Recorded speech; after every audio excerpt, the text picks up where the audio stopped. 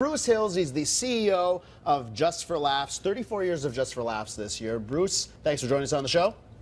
You're welcome. You've got big announcements to make this morning. I guess it's a first of three big announcements you're going to make over the course of the summer? Yeah, exactly. What we used to do is announce everything, and then we found it very hard to disseminate all that information. Yeah. So we're going to give everyone a little breather, a paycheck in between announcements, you know.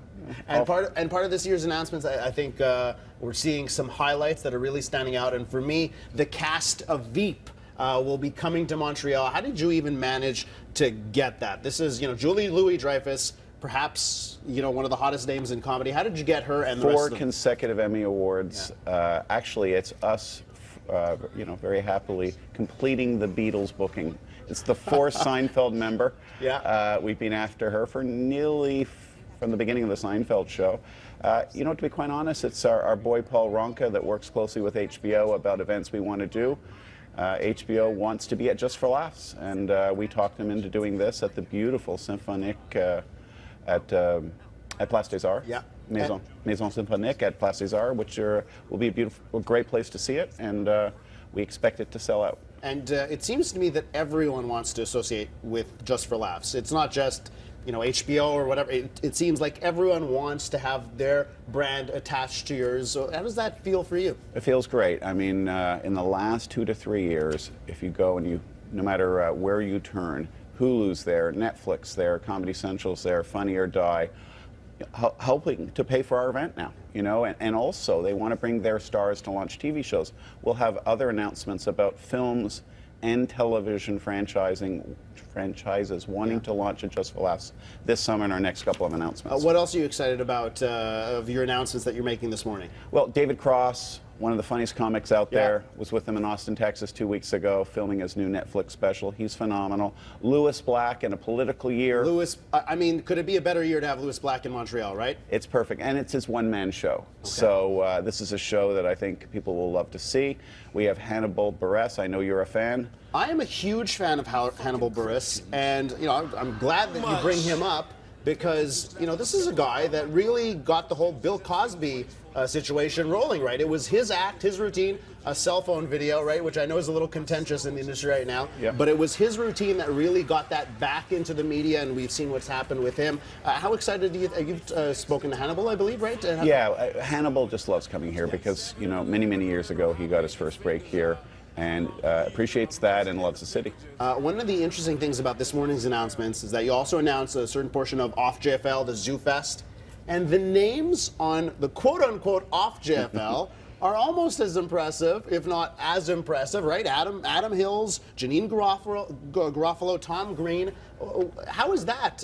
Well, look, what's happening is people are coming in and saying, I want to perform my full show, but I don't want a huge venue to sell. I don't want that pressure. What do you recommend? We go, well, listen, Off Festival, this is the caliber of talent. This is who you will be part of. That people are wanting to do it. Listen, Alan Carr, who's one of the biggest comedy stars in England, he plays arenas. He's on, actually, television, on one network in Canada, I don't know which one. Yeah. Very funny man. He's going to play a 100-seater,